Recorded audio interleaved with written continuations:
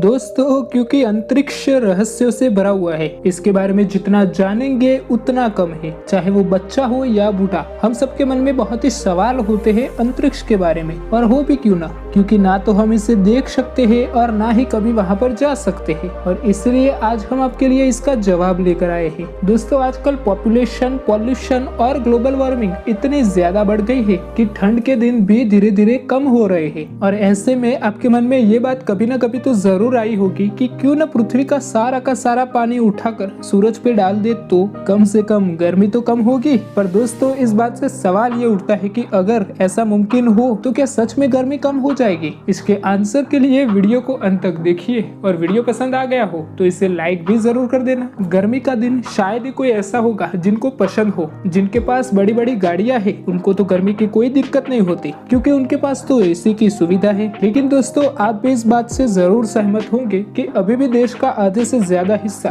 गरीबी में है। रिपोर्ट्स की बात करें तो भारत में मात्र 3% लोग ही ऐसे हैं जिनके पास बड़ी बड़ी गाड़ियां या तो छोटी सी गाड़ी भी मौजूद है। मतलब कि अगर काट छाट कर भी देखा जाए तो भारत में अभी भी 80% आबादी ऐसी है जो कि गरीबी रेखा में जीती है। और ऐसे में उनके लिए गर्मी बहुत ही मुश्किल हो जाती है। और उनके मन में ये सवाल आना भी लाजमी है कि क्या हो अगर पृथ्वी का सारा पानी सूरज पे डाल दे तो। दोस्तों, वैसे तो ये बात सोचने में भी बेवकूफी जैसी लगती है, क्योंकि ये नामुमकिन है। लेकिन अगर हम एक सेकंड के लिए भी ऐसा मान ले कि यह मुमकिन है और हम ये सारा पानी सूरज पे डाल देंगे तो एक ये भी सवाल जन्म लेता है, और वो ये है कि हम पिएंगे क्या? क्योंकि सारा का सारा पानी तो हमने सूर्य पे डाल दिया है। और आज इसी बात को जानने के लिए चलिए वीडियो को कुछ आगे बढ़ाते हैं, ताकि हम काफी अच्छी तरह से जान पाए कि इसके रिजल्ट क्या क्या आ सकते हैं। दोस्तों, मान लीजिए कि हम इंसानों को भगवान ने इतनी शक्ति दे दी कि हम बिना पानी पिए भी रह सकते हैं, लेकिन इस गर्मी से जीवित नहीं रह सकते। अब एक और प्रॉब्लम ये आती है कि आखिर हम इस पानी को वहां तक लेकर कैसे जाएंगे? क्योंकि स्पेसक्राफ्ट या रॉकेट के जरिए तो उसे ले जाना बहुत ही असंभव है। मगर एक सेकंड के लिए मान ले कि अगर स्पेसक्राफ्ट या रॉकेट के जरिए पानी को वहां तक ले जा सकते हैं तो भी इसका कोई फायदा नहीं होगा, क्योंकि थोड़े थोड़े पानी को वहां तक ले जाने के लिए आसानी से सूरज उसे भाप बना देगा। अगर हम दूसरा ऑप्शन देखें कि पृथ्वी के सबसे फास्ट एयरक्राफ्ट जो कि एक सेकंड में 100 किलोमीटर प्रति आवर की सेकंड से जा सकता है, और अगर हम इसमें एक बार में 1000 लीटर पानी भर के भी भेजे तो इससे सूरज के पास जाने में और वापस आने में कम से कम 1 महीने जितना तो वक्त लग ही जाएगा। इसके साथ ही पृथ्वी में इतना सारा पानी मौजूद है कि अगर हम इन्हें वहां भेजना चाहें तो हमें 4200 खरब सालों का समय लगेगा। और इतने सालों बाद तो दोस्तों खुद सूरज भी नहीं रहेगा। लेकिन हाँ दोस्तों, एक तरीका और भी है जो है वॉर होल का। और हम ये कह सकते हैं कि वॉर होल ब्रह्मांड में एक टनल के रूप में होते हैं जो बहुत दूर दराज के इलाकों को आपस में जोड़ते हैं। साथ ही वॉर होल के जरिए जाने में हमें समय भी बहुत ही कम लगेगा। अब हमें इस वॉर होल के टनल का एक हिस्सा पृथ्वी के महासागरों से जोड़ ले और दूसरा हिस्सा सूर्य की सतह के ऊपर रखे तो सूर्य का गुरुत्वाकर्षण बल अपने आप ही उसे खींच लेगा। और ऐसा करने पर पृथ्वी का सारा पानी अपने आप ही सूर्य की तरफ खींचता चला जाएगा। पर दोस्तों, इस वॉर होल की भी एक दिक्कत है, क्योंकि हम एक्यूरेट समय तो बता नहीं सकते कि कितना वक्त लगेगा ये सारे पानी को वहां तक जाने के लिए, और तब तक तो हम इंतजार भी नहीं कर सकते। अब दोस्तों, ये सारे तरीके में से कोई भी तरीका काम नहीं कर रहा है, तो चलिए अब एक और तरीका आजमाते हैं। दोस्तों, मान लेते हैं कि भगवान ने हमें एक बहुत बड़ी सी बाल्टी दी जिसमें दुनिया का सारा पानी आ गया, और उस बाल्टी को सूर्य की ऊपरी सतह तक पहुंचा दिया, और साथ ही एक रिमोट भी दे दिया जिसका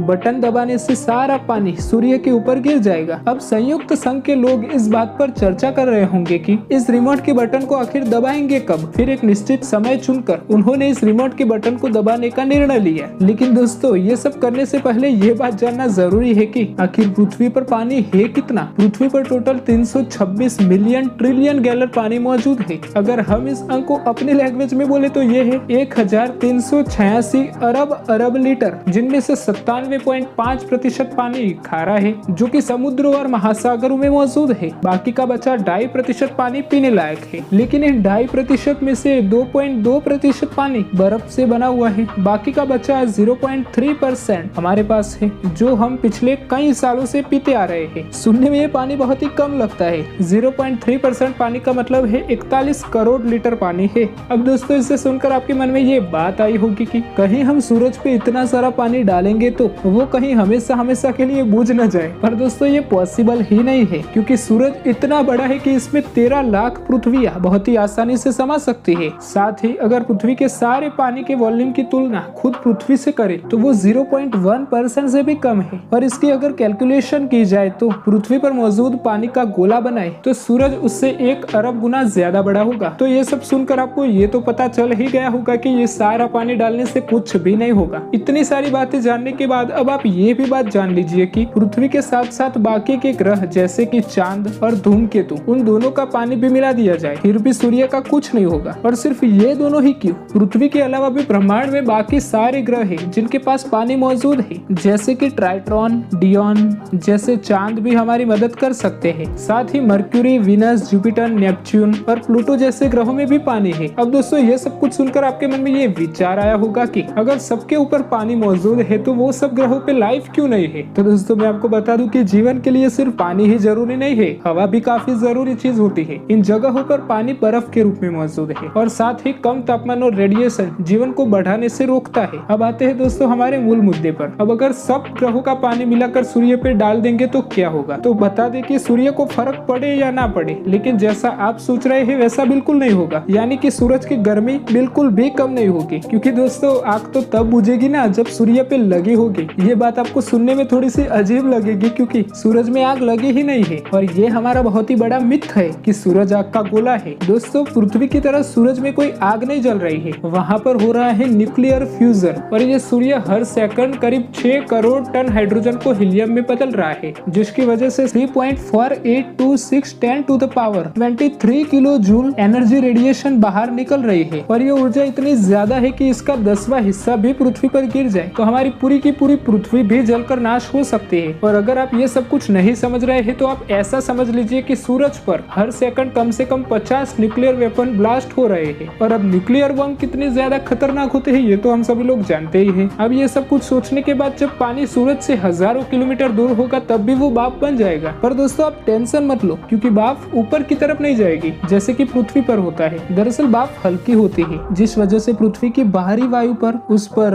बायेंट फोर्स लगता है, जिसकी वजह से वो ऊपर उठती है। और क्योंकि सूरज के पास अपना खुद वायुमंडल या हवा ही नहीं है, इसकी वजह से भाप कितनी भी हल्की क्यों न हो वो सूरज की ओर 274 मीटर पर सेकंड की ओर से गिरती ही जाएगी। साथ ही इस बात से कोई फर्क नहीं पड़ता है कि आप सूरज पर कितना ही पानी डालते हैं, उतनी ऊर्जा के साथ ही वो सारे के सारे पानी को भाप बनाता जाएगा। लेकिन दोस्तों चौंकाने वाली बात यह है कि जब वो भाप धीरे धीरे सूरज की ओर जाएगी तो सूरज से निकलने वाली रेडिएशन इतनी ज्यादा होगी कि वो भाप यानी कि मॉलिक्यूल्स को पूरी तरह से तोड़ देगा और हाइड्रोजन और ऑक्सीजन को अलग अलग कर देगा, जो कि भाप में मौजूद होते हैं। अब आप इस बात से तो वाकिफ ही होंगे कि ऑक्सीजन यानी कि आग को लगाने के लिए काम आता है। अब दोस्तों ये बात तो उल्टी ही हो गई, गर्मी कम करने की बात थी, ये तो और बढ़ जाएगी गर्मी। जी हाँ दोस्तों, इसका मतलब साफ है कि जो पानी आपने सूरज पे डाला था आग कम करने के लिए, वो हाइड्रोजन में और ऑक्सीजन में टूटकर वापस से आग को बढ़ा देगा और सूर्य की गर्मी प्लाज्मा में परिवर्तित होने लगेगी और वो पानी धीरे धीरे उसके कोर तक पहुंचेगा। क्योंकि सूर्य बहुत ही बड़ा है, साथ ही इसमें बहुत सारी लेयर्स मौजूद है और इसकी वजह से पानी में मौजूद हाइड्रोजन को इसके कोर तक पहुंचने के लिए काफी वक्त लग सकता है। और बाद में जो भी हो,